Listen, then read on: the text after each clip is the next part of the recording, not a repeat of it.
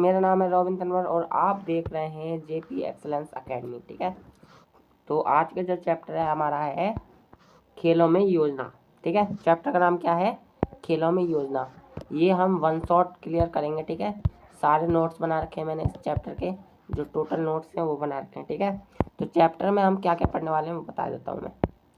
ठीक है, तो सबसे पहले हम पढ़ेंगे मुख्य बिंदुओं के बारे में। देखो मुख्य बिंदु क्या क्या है इसके।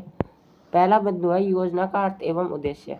अर्थ क्या है योजना का, उद्देश्य क्या है। ठीक है, फिर विभिन्न समितियों व उनके उद्देश्य। ठीक है, इनके बारे में। अब टूर्नामेंट, नॉकआउट टूर्नामेंट, लीग या राउंड रॉबिन व कॉम्बिनेशन, इन सब टूर्नामेंट्स के बारे में जानेंगे। ठीक है, नेक्स्ट जो फिक्चर को हम अगली क्लास में भी ले सकते हैं, पर फिक्चर को ख़त्म कराने की पूरी कोशिश करूँगा मैं। ठीक है, तो इसमें क्या पढ़ेंगे आप सॉरी। तो फिक्चर तैयार करने की प्रक्रिया, नॉकआउट, बाई व सीडिंग लीग, साइकिल व स्टेयर्स। ठीक है, ये पढ़ेंगे, ये वाला टॉपिक। फिर हम कौन सा पढ़ेंगे, ये वाला टॉपिक पढ़ेंगे। ठीक है, संस्था ग्रंथ। ठीक है, प्रतियोगिता व अंतर्विद्यालय प्रतियोगिता। ठीक है, इन प्रतियोगिताओं के बारे में पढ़ेंगे। ठीक है, नेक्स्ट है विशिष्ट खेल कार्यक्रम। इन 6 टॉपिक्स को पढ़ेंगे। ठीक है, डिटेल में। यही चैप्टर 1 है। ठीक है ना, चैप्टर 1 यहाँ पर ख़त्म हो जाएगा। ठीक है, ज़्यादा बड़ा चैप्टर नहीं है ये, और इम्पोर्टेंट चैप्टर है, very very important at CBSE board. CBSE board के लिए बहुत इंपॉर्टेंट चैप्टर है। ठीक है, तो इसमें सबसे पहला योजना का अर्थ क्या है, इसमें पढ़ेंगे हम योजना का अर्थ क्या होता है। तो योजना का अर्थ क्या होता है, सबसे पहले आप बताइए मुझे। योजना मतलब कि जैसे कि कोई प्रोग्राम है या फिर कोई स्पोर्ट्स इवेंट है, तो पहले उसकी योजना बनानी पड़ेगी। बिना योजना के क्या कोई स्पोर्ट्स इवेंट हो जाएगा? नहीं होगा।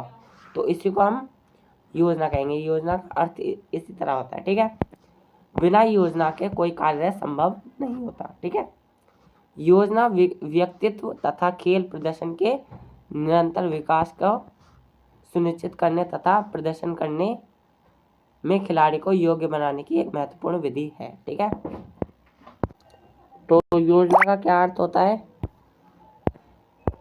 तो योजना हर स्पोर्ट्स इवेंट के लिए बहुत महत्वपूर्ण भूमिका निभाती है। ठीक है, स्पोर्ट्स इवेंट्स के लिए, चाहे कोई भी घरेलू इवेंट्स हो, उसके लिए भी योजना बनाना जरूरी होता है। हर कार्य के लिए योजना ना हो तो वो कार्य संभव नहीं होता। ठीक है, तो योजना व्यक्तित्व द्वारा बता देता हूँ मैं योजना व्यक्तित्व तथा खेल प्रदर्शन के निरंतर विकास को सुनिश्चित करने तथा उच्च प्रदर्शन प्राप्त करने में खिलाड़ी को योग्य बनाने को की एक महत्वपूर्ण विधि है। ठीक है, एक महत्वपूर्ण विधि है, योग्य बनाने की भी एक महत्वपूर्ण विधि है कि एक खिलाड़ी को, ठीक है, वो पहले से ही योजना बनाएगा तो अपने मैचेस में वो अच्छा परफॉर्म करेगा। ठीक है, पहले से ही योजना बना के चलेगा तो। ठीक है, हर चीज़ में योजना एक बहुत इम्पोर्टेंट वो होती है, रोल निभाती है। ठीक है, तो खेल कार्यक्रमों की योजना में धन, समय व उपकरणों की उपलब्धता के अलावा मानवीय सहयोग यानी कि हमारा सहयोग भी होना चाहिए उसमें। कर्मचारी, अधिकारी व खेल विशेषज्ञ की आवश्यकता पड़ती है। इन सब की आवश्यकता पड़ती है, किस किस की? कर्मचारियों की आवश्यकता पड़ती है एक स्पोर्ट्स इवेंट कराने के लिए, खिलाड़ियों की और अधिकारियों की, इन सब की ज़रूरत पड़ती है। ठीक है, उन्हीं आधार पर योजना बनाई जाती है। ठीक है, उन्हीं आधारों पर योजना बनाई जाती है। ठीक है ना। अब देखो उद्देश्य कौन कौन से हो सकते हैं? अनिश्चितता को दबाव को कम करना। ठीक है, अनिश्चितता के दबाव को कम करना, अच्छा तालमेल होना। उद्देश्य क्या क्या हो सकता है? अच्छा तालमेल होना, सभी गतिविधियों पर नियंत्रण होना। ठीक है, कार्य कुशल को बढ़ाना, यानी कि कार्य करने के क्षमता को और बढ़ाना। ठीक है, योजना से हो सकता है ये। गलतियों की संभावना को कम करना, योजना बनाए तो हम गलतियों की संभावना कम होती है। ठीक है, रचनात्मकता को बढ़ावा देना। ठीक है, नेक्स्ट है खेल प्रदर्शन को बढ़ावा देना। अगर हम योजना बनाएंगे तो हमारा खेल प्रदर्शन भी अच्छा ही होता है। ठीक है, योजना अच्छी बना के चले तो हम, ठीक है ना। अब आता है विभिन्न समितियों में उनके उत्तरदायित्व। ठीक है, उत्तरदायित्व, कुछ और पढ़ दिया हो तो माफ कर देना। ठीक है, ओके। तो अब इसमें क्या पढ़ने वाले हैं, प्रतियोगिता से पूर्व, दौरान, बाद में।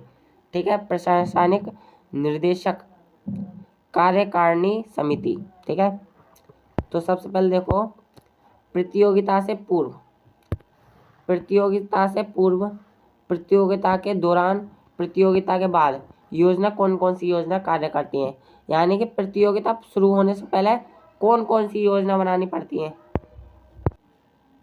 तो सबसे पहले प्रतियोगिता से पूर्व कौन कौन सी, प्रतियोगिता से पहले, पूर्व का मतलब पहले। ठीक है, ठीक है ना, पहले। तो कौन कौन सी है, आयोजन समिति बनानी पड़ती है, आयोजन समिति, आयोजन समिति, प्रचार समिति। प्रतियोगिता के बाद प्रचार समिति। ठीक है,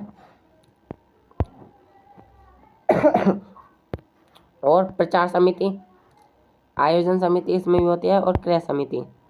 ठीक है, ये सब समितियां काम करती हैं।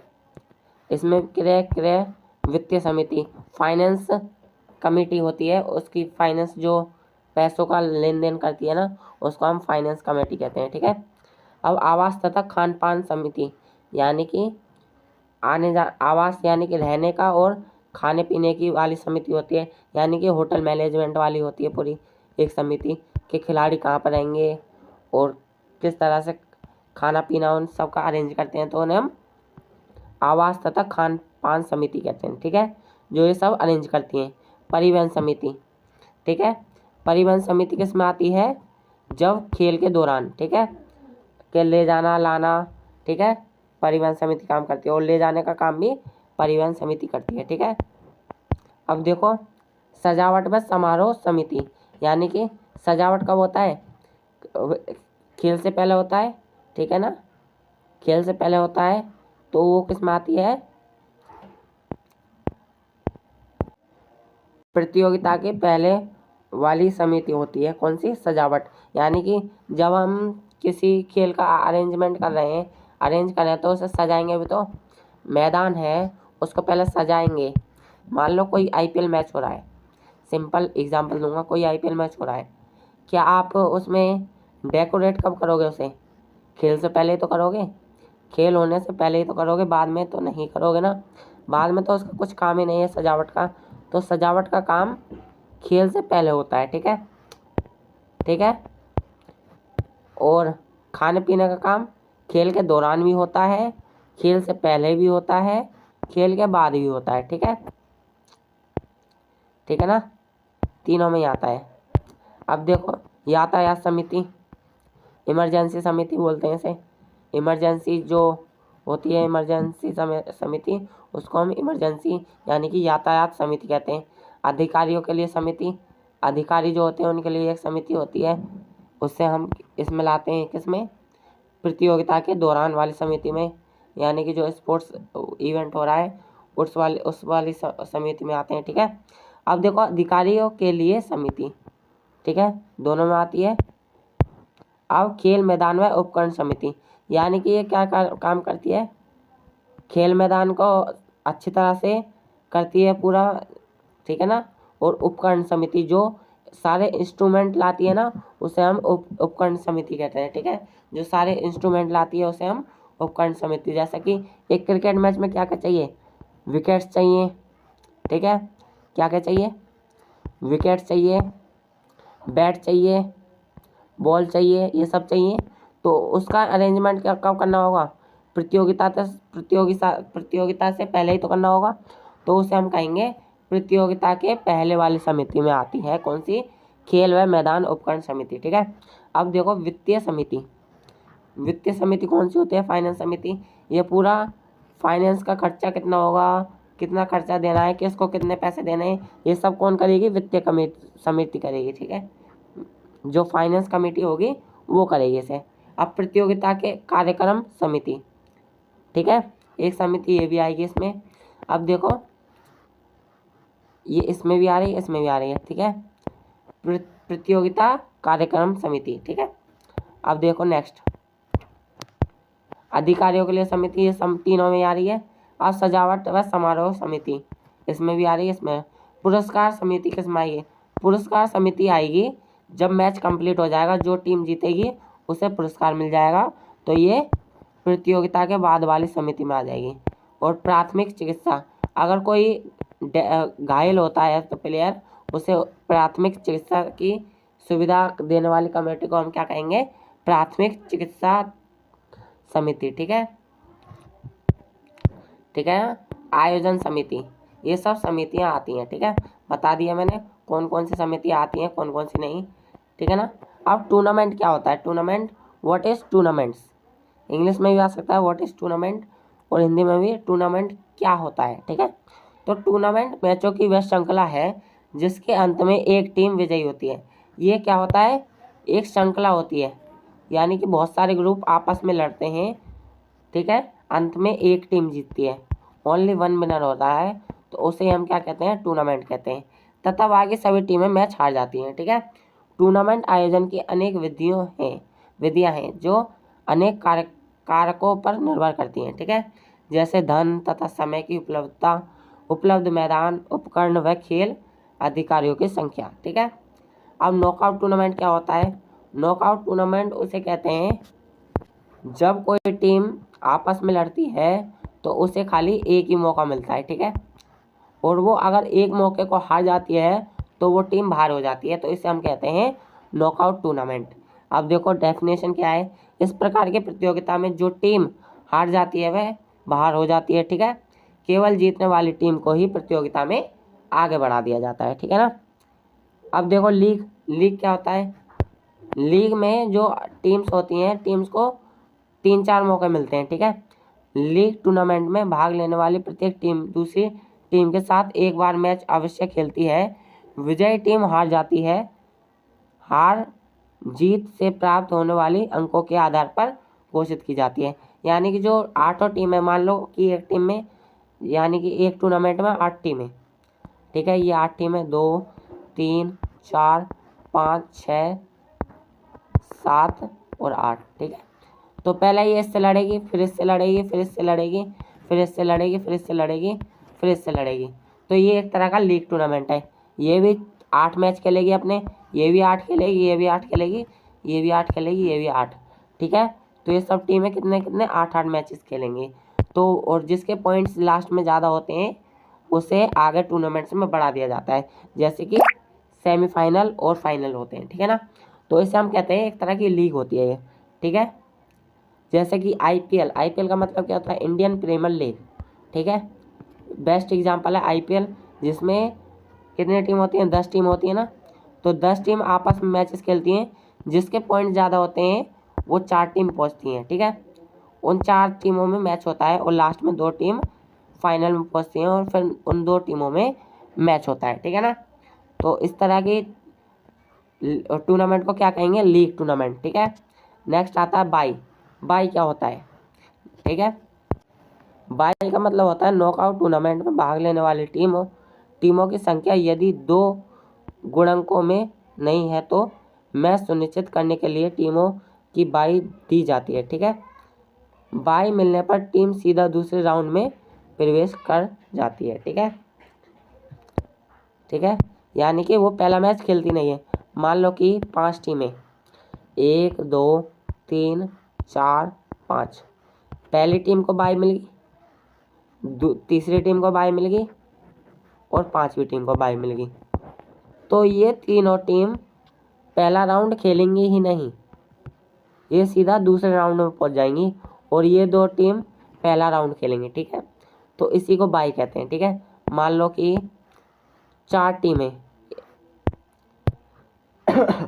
5 टीमें मान लेता हूँ दोबारा, 2 3 4 5, ठीक है। पहली टीम को बाई मिला और 5वीं टीम को बाई मिला, तो ये 3 टीम आपस में 6 टीम मान लेता हूँ, ठीक है। अब ये 4 टीम आपस में क्या पहला राउंड खेलेंगी, ठीक है। यानी कि पहला राउंड ये दोनों टीम ऐसे खेलेंगी। बट ये जो बाई मिली है ना, पहली 5वें वाले टीम को, ये सीधा दूसरा राउंड खेलेंगे, तो इसी को बाई कहते हैं। ठीक है।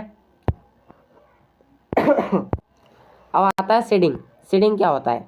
इस प्रणाली में मजबूत टीम का चयन करके फिक्चर में उचित स्थान पर रखा जाता है। ठीक है, ताकि शुरुआती मैच में ही अच्छी टीमें ना बिछड़े और टूर्नामेंट से बाहर ना हो जाए। ठीक है, तो ये सीडिंग होता है। अब आता है इंट्राम्यूरल। क्या आता है? इंट्राम्यूरल्स। ठीक है, इंट्राम्यूरल्स क्या होता है? ये एक ऐसा गेम होता है जिसमें 4 दीवारियों के अंदर ही खेला जाता है। ठीक है, 4 दीवारी के अंदर, यानी कि कोई संस्था है या फिर कोई स्कूल है, उसके अंदर ही खेला जा रहा है टूर्नामेंट, तो उसे हम कहेंगे इंट्राम्यूरल्स। ठीक है। अब एक्स्ट्राम्यूरल्स क्या होता है? एक्स्ट्राम्यूरल्स वो होता है जब हम 2-4 स्कूल आपस में मिलकर खेलते हैं, तो उसे हम एक्स्ट्राम्यूरल्स कहते हैं। ये 4 दीवारी के बाहर जो गेम होते हैं उसे हम एक्स्ट्राम्यूरल कहते हैं। ठीक है। अब आता है फिक्चर। देखो, किसी भी विद्यालय, कॉलेज या संस्था के परिसर के अंदर उन्हीं के विद्यार्थियों के लिए आयोजित की जाने वाली खेल कूद प्रतियोगिता को इंट्राम्यूरल कहते हैं। ठीक है, जैसे कि कोई स्पोर्ट्स इवेंट होता है स्कूलों में, उसमें जो प्रतियोगिता होती हैं उन्हीं को इंट्राम्यूरल्स किया जाता है। ठीक है, कहा जाता है। ठीक है। अब देखो फिक्चर तैयार करने की प्रक्रिया। फिक्चर तैयार करने की प्रक्रिया, इस टॉपिक को मैं छोड़ रहा हूँ। फिक्चर जो है हम एक पूरे टॉपिक में पढ़ेंगे। ठीक है, तो फिक्चर इस चैप्टर में पढ़ नहीं रहा हूँ। ठीक है, फिक्चर एक अलग टॉपिक से हम अलग टॉपिक की वीडियो बनाएंगे। ठीक है, फिक्चर की, तो फिक्चर को मैं छोड़ रहा हूँ यहाँ पे। ठीक है, फिक्चर पढ़ा दिया तो ये लंबा टॉपिक हो जाएगा। ठीक है, तो फिक्चर को मैं यहाँ पर छोड़ रहा हूँ। और कुछ है इसमें? कौन कौन से टॉपिक पढ़ लिए? योजना पढ़ लिया, फिक्स। अब आता है 5वां टॉपिक। ठीक है ना। अब देखो, फिक्चर को मैं छोड़ दे रहा हूँ यहीं पर। ठीक है,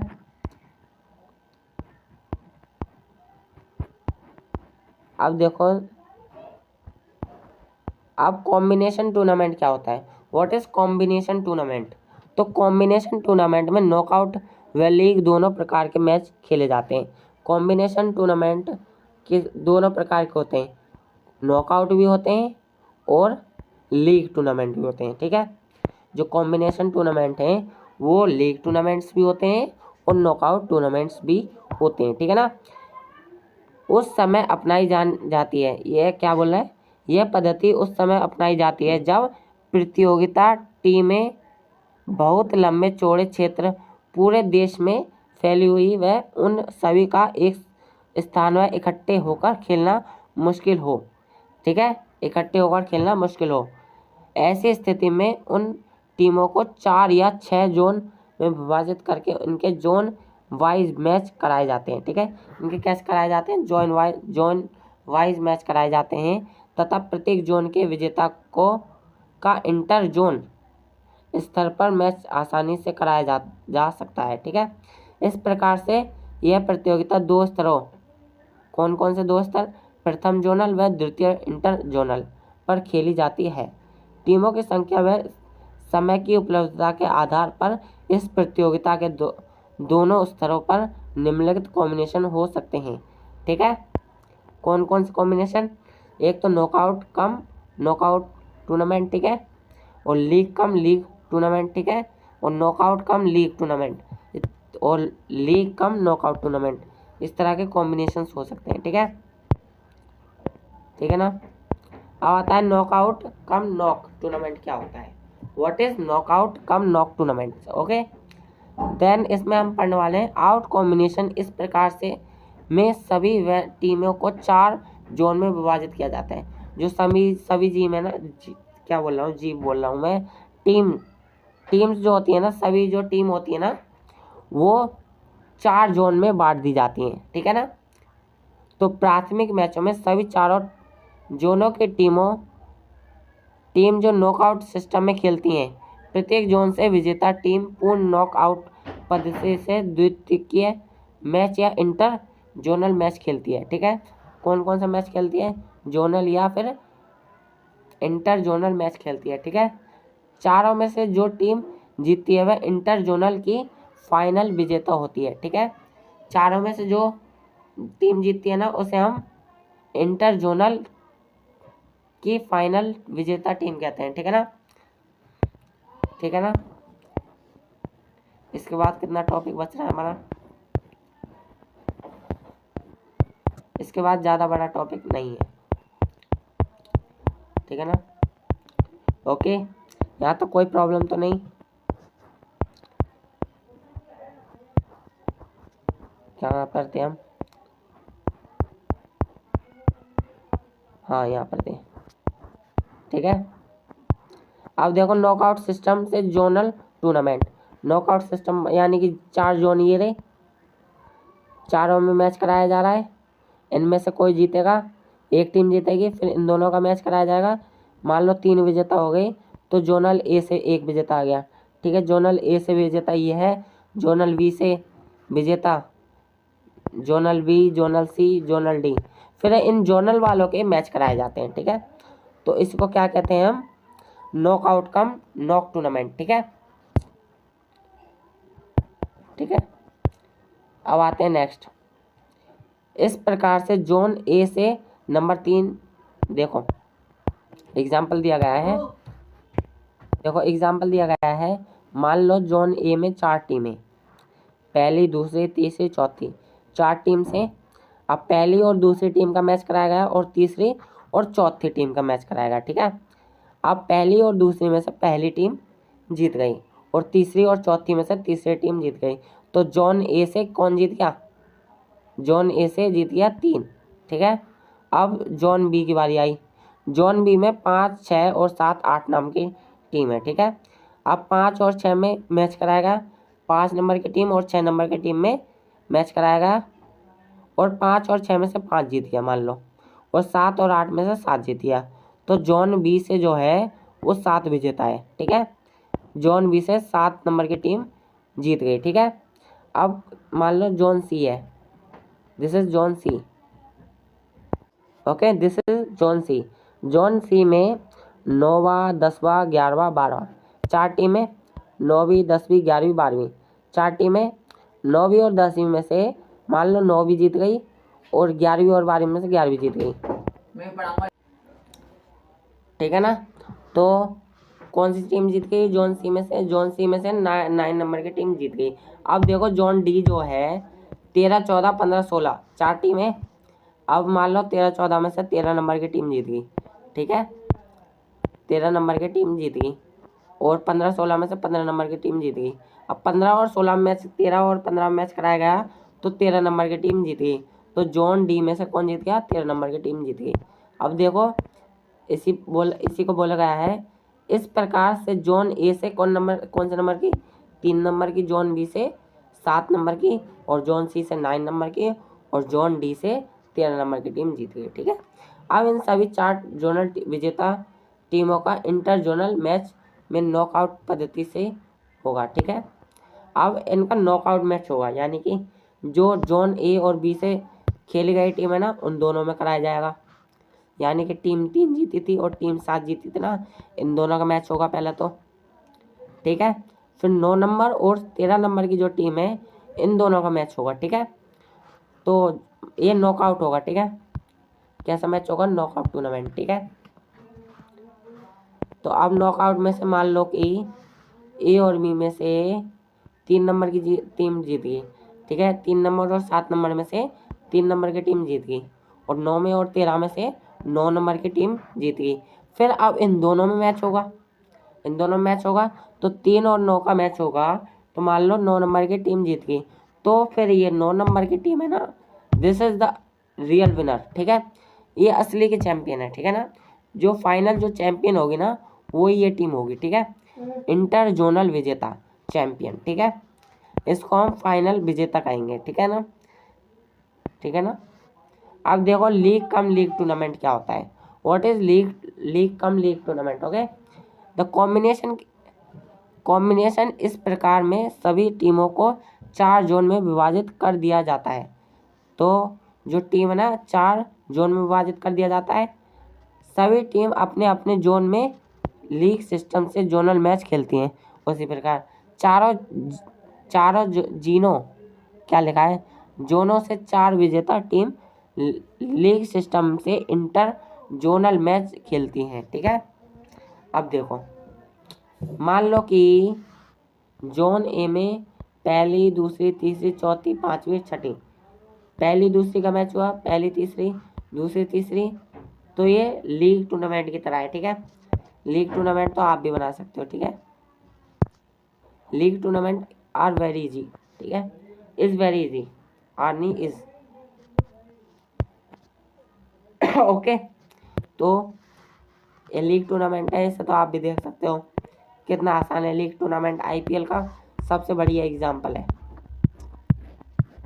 ठीक है, मान लो ये मिनी आईपीएल्स हो रहे हैं, मिनी आईपीएल मैचेस हो रहे हैं। ठीक है, मान लो ये कोई आईपीएल मैच है, ये कोई आईपीएल मैच है, मान लो कि 4 आईपीएल मैचेस हो रहे हैं।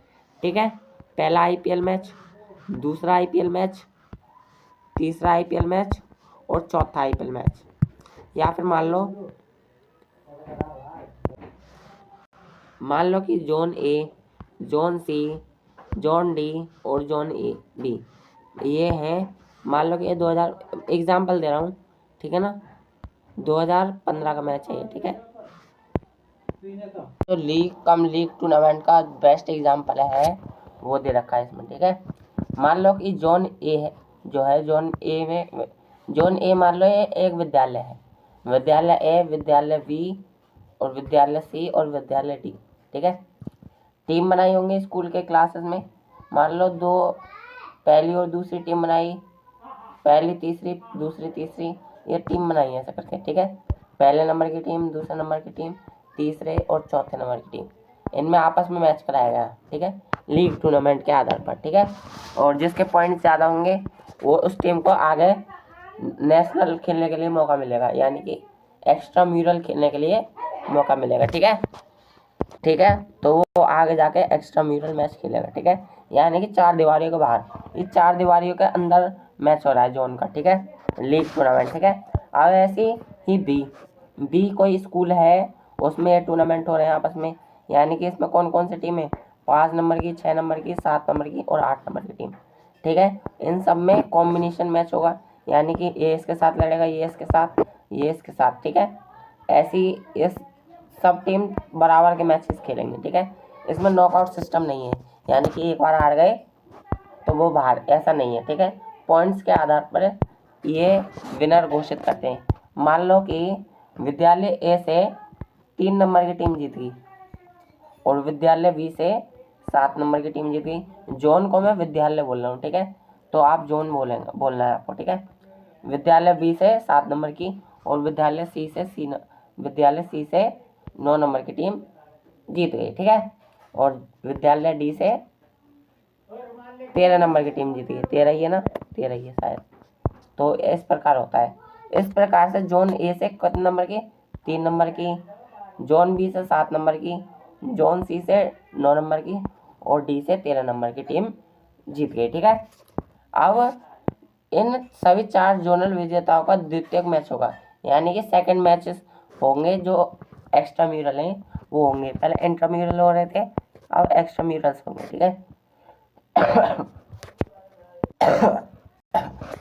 तो देखो,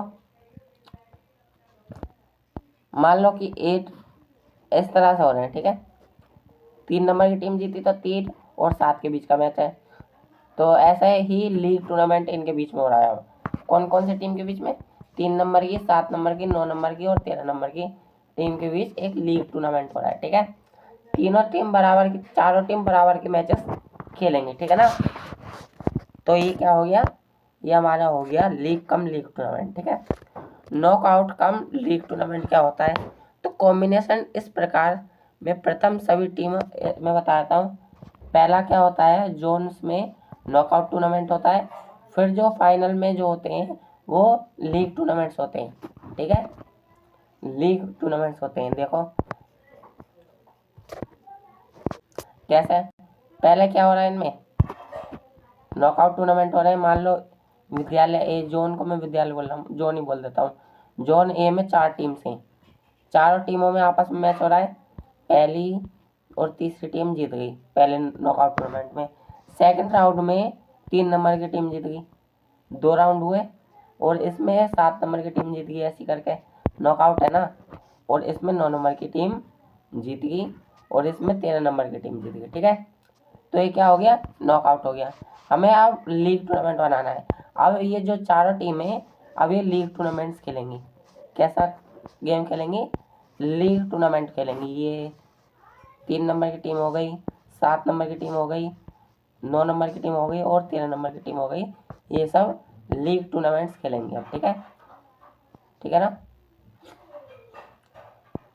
ठीक है, अब लीग कम नॉकआउट टूर्नामेंट, इसमें क्या होगा, पहला लीग टूर्नामेंट होगा जोन्स में, zone A, zone B, zone C और जोन डी में लीग टूर्नामेंट होगा। फिर नॉकआउट टूर्नामेंट होगा, ठीक है।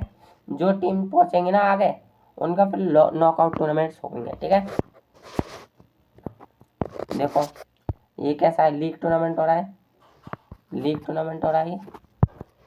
फिर कैसा हुआ, फिर नॉकआउट टूर्नामेंट हो गया। देखो 4 जोन है, ए बी सी डी, इनमें से ये टीम जीत गई, तो आगे जाके इन दोनों का नॉकआउट टूर्नामेंट, इन दोनों का नॉकआउट टूर्नामेंट।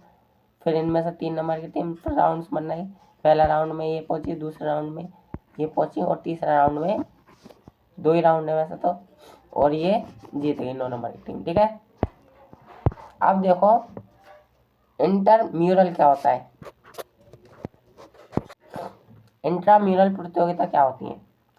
इंट्राम्यूरल का अर्थ है संस्था को अंतर्गत, अर्थात इसका अर्थ संस्था दीवारों या कैंपस के अंदर होने वाले क्रियाकलापों या क्रियाकलापों केवल, ये देखो कुछ बोला गया है इसमें, डेफिनेशन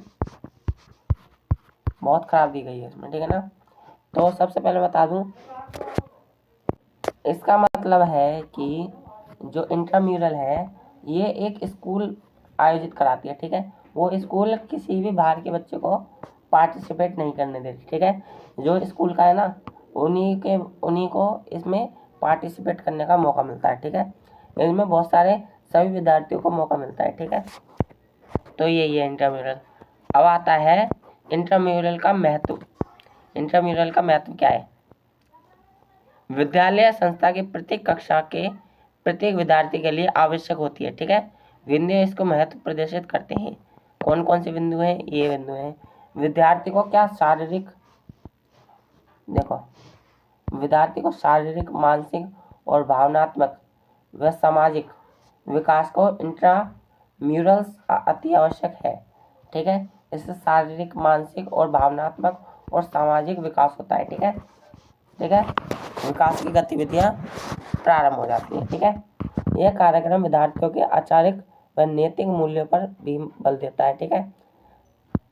और इंट्राम्यूरल प्रतियोगिता बच्चों के स्वास्थ्य के विकास के लिए आवश्यक है, ठीक है।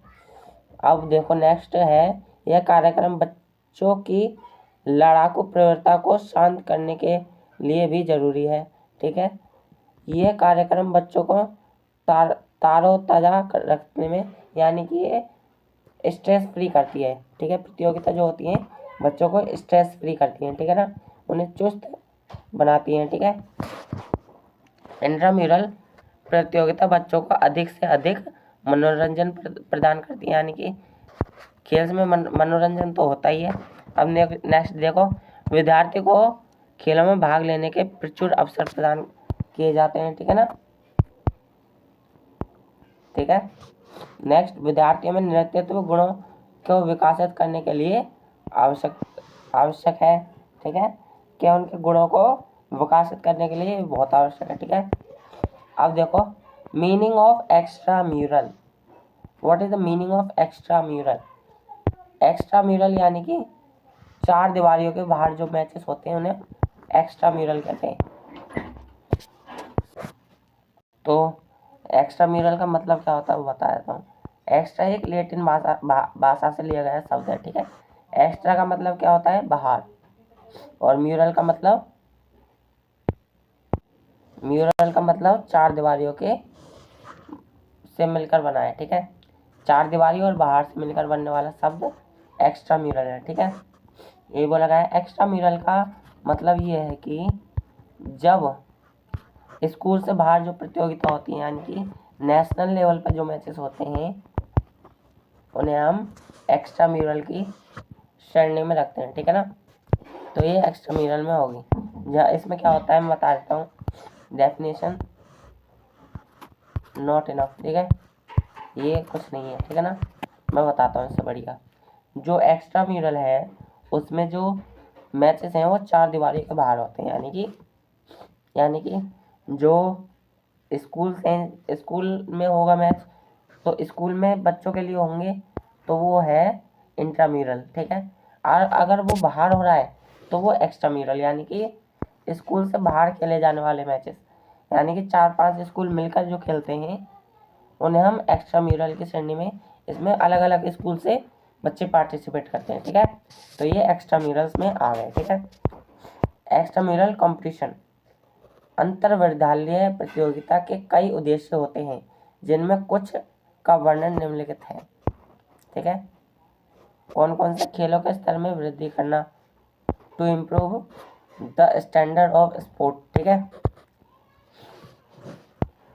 तो इसमें क्या, अंतर विद्यालय प्रतियोगिताओं में हिस्सा लेने से विद्यार्थी अपने विशेष खेल की तकनीक व युक्तियों में कुशल हो जाते हैं। ठीक है, कुशल तो होंगे ही।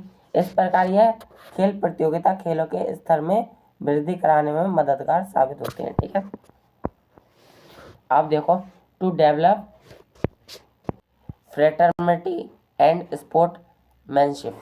ठीक है, इसमें क्या है, खेल भावना व भाईचारा को विकसित करना, खेल तथा भाईचारा को बढ़ावा देना तथा इस भावनात्मक गुण का विकास करना इस खेल प्रतियोगिता का एक महत्वपूर्ण उद्देश्य है।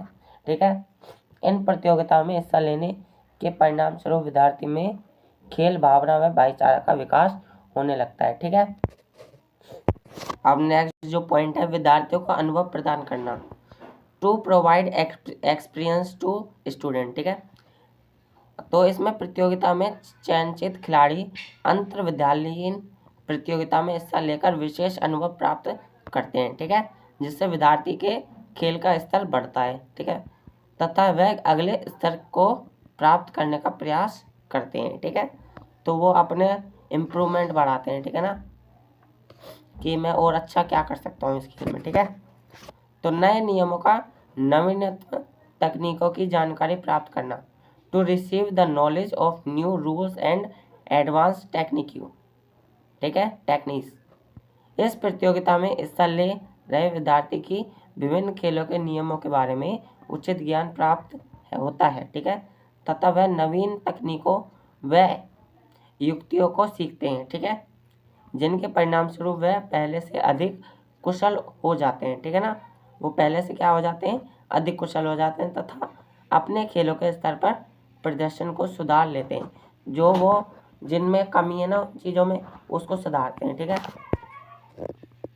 अब नेक्स्ट टॉपिक है खेल पर्यटन को बढ़ावा देना, टू इम्प्रूव स्पोर्ट्स टूरिज्म। ठीक है, खेलों के माध्यम से जो दर्शक खिलाड़ियों को ऑफिशियलों को राज्य देश या विदेश में विभिन्न जगहों पर घूमने का मौका मिलता है। जो खेल के खिलाड़ी हैं उनको अलग अलग जगह पर घूमने का मौका मिलता है। ठीक है, खेल के माध्यम से पर्यटन को जो बढ़ावा मिलता है इसको खेल पर्यटन कहते हैं। ठीक है, एक्स्ट्रा म्यूरल का एक उद्देश्य खेल पर्यटन को बढ़ावा देना भी है। ठीक है, एक्स्ट्रा म्यूरल का एक उद्देश्य क्या है, ये कि वो पर्यटन को भी बढ़ावा दे रही है। ठीक है, इसमें अलग अलग जगह पर जो खिलाड़ी होते हैं वो जाते हैं। ठीक है ना, अब आता है इम्पोर्टेंस ऑफ एक्स्ट्रा म्यूरल्स। ठीक है, इम्पोर्टेंस क्या है एक्स्ट्रा म्यूरल्स की, महत्व क्या है। ठीक है, शारीरिक शिक्षा के कार्यक्रम तब तक अधूरे रहते हैं जब तक उनमें अंतर्विद्यालयीन प्रतियोगिताओं को शामिल ना किया जाए। ठीक है, इन प्रतियोगिताओं के महत्व को निम्नलिखित रूप से समझ सकते हैं। कौन कौन से रूप हैं उनसे समझ सकते हैं आप, जैसा कि for making and implementing the programme of physical education more effective. ठीक है, शारीरिक शिक्षा के कार्यक्रमों को अधिक प्रभावी बनाने व लागू करने के लिए। ठीक है, इन प्रतियोगिताओं के कारण खेलों के आधार को बढ़ावा मिलने में सही दिशा प्राप्त होती है। ठीक है, तथा ये शारीरिक शिक्षा के कार्यक्रमों को अधिक प्रभावपूर्ण तरीके से विकसित व लागू करने में सहायक सिद्ध होती है। तो ये क्या विकसित तथा लागू करने में सहायक सिद्ध होती है। ठीक है ना। अब देखो improve the opportunity to participate in sports. Next point ये है, खेलों में भाग लेने के अवसरों को बढ़ाते हैं।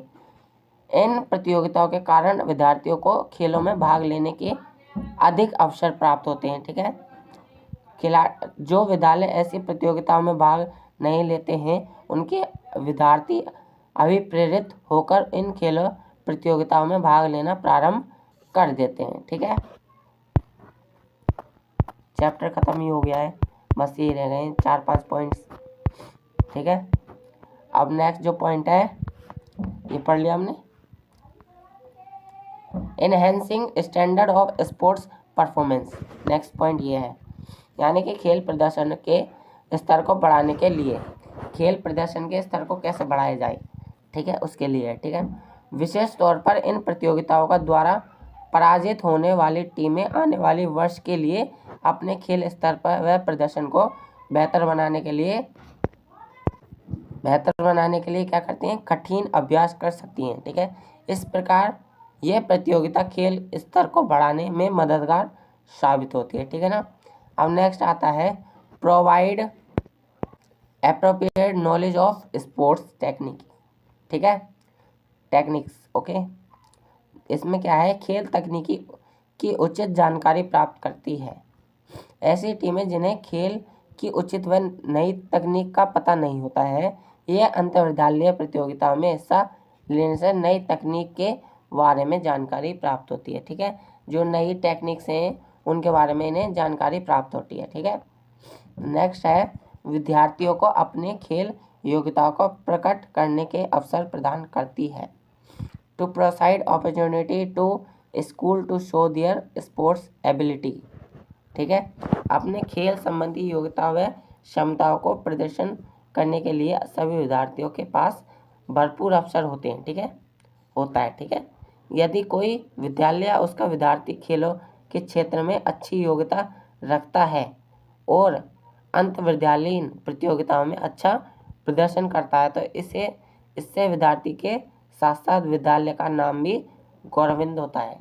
ठीक है, यानी कि अगर कोई स्कूल का बच्चा है और वो नेशनल लेवल पर चैंपियन बनता है तो इसमें स्कूल का नाम भी मेंशन होता है और क्या, स्कूल का नाम भी बढ़ता है। ठीक है ना।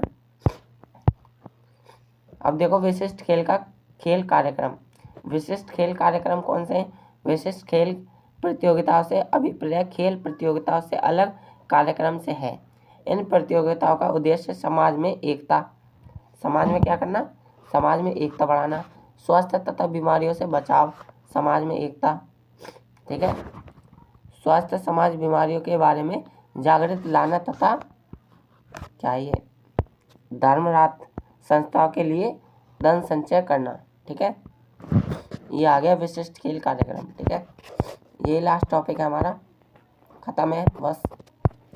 ठीक है, पिक्चर हम नेक्स्ट क्लास में करेंगे। ठीक है ना। अब देखो खेल दिवस।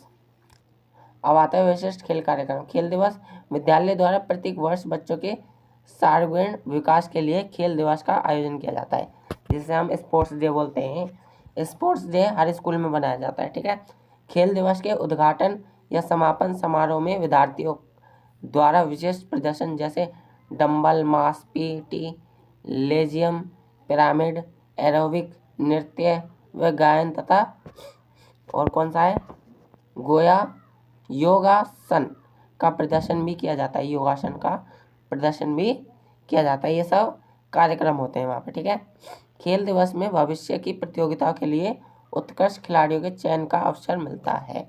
ठीक है, अब देखो स्वस्थ दौड़ें।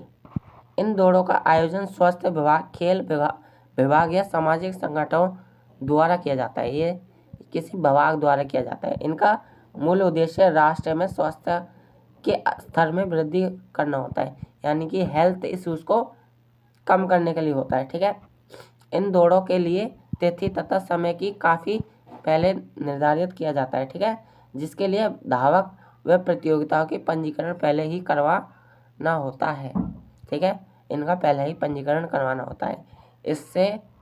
इसमें जो आयु है, आयु सीमा निर्धारित नहीं होती, इसमें कोई आयु सीमा नहीं होती, एज लिमिट नहीं होती। कुछ स्वास्थ्य संबंधी सावधानियां बरतनी होती हैं। ठीक है, अब देखो next, run for fun. Run for fun का मतलब क्या है? भागना किसके लिए? फन के लिए, मजे के लिए। ठीक है, अधिक से अधिक संख्या में लोगों के स्वास्थ्य एवं क्षमता के साथ हेल्दी एवं फिट रहने के संदेश को फैलाने के उद्देश्य के साथ आयोजित किए जाते हैं। ठीक है, इन दौड़ों के दौरान उछल कूद आनंद करना मुख्य होता है। ठीक है, इसका उद्देश्य होता है वह है दान या खैरात के लिए निधि अर्जित करना। ठीक है, दान या फिर खैरात के लिए क्या करना? निधि अर्जित करना। ठीक है, ये टॉपिक है। अब लास्ट, विशिष्ट कारणों के लिए दौड़ें। ठीक है, विशिष्ट कारणों के लिए दौड़ें होती हैं जो अच्छी, श्रेष्ठ व उद्धार करने से संबंधित होती हैं। इसका उद्देश्य विशिष्ट कारण के लिए फंड अर्जित करना भी होता है। फंड अर्जित करना होता है, फंड लिख देता हूँ इसमें। ठीक है, फंड अर्जित करना भी होता है। ठीक है, लेकिन कारण देखो, तो कहाँ पर थे हम? तो थे लेकिन कारण अच्छा होना चाहिए। ठीक है, इसका आयोजन प्राय सामाजिक संगठन ही करते हैं, जो सामाजिक संगठन होते हैं ना, वो ही करते हैं। ठीक है, ठीक है, दौड़ को आकर्षक बनाने के लिए इसमें जाने माने खिलाड़ियों, कलाकारों, अभिनेताओं, जानी मानी हस्तियों के भाग लेने का प्रयास किया जाता है। ठीक है, एकता के लिए दौड़। नेक्स्ट टॉपिक है एकता के लिए दौड़। इसका उद्देश्य विभिन्न धर्मों के धर्मों के लोगों के लिए शांति, शक्ति एवं एकता स्थापित करना होता है। ठीक है, धर्म होगा ये। ठीक है, इसका उद्देश्य राष्ट्रीय एकता, अंतर्राष्ट्रीय एकता, भाईचारा बढ़ाना भी हो सकता है। ठीक है, इस दौड़ के दौरान सभी वर्ग अपने में एकता महसूस करते हैं। ठीक है, ये टॉपिक यहीं पर ख़त्म हो गया है। जो फिक्चर है हम वो अगले टॉपिक में करेंगे। ठीक है, फिक्चर वाला टॉपिक है, हम वो एक अलग वन शॉट बनाएंगे उसका। ठीक है, तो ये चैप्टर यहीं पे ख़त्म हो चुका है। ठीक है ना, ये चैप्टर खेलों में योजना यहीं पर पूरा कंप्लीट हो चुका है। ठीक है, बस इसमें फिक्चर नहीं है। ठीक है ना, ओके।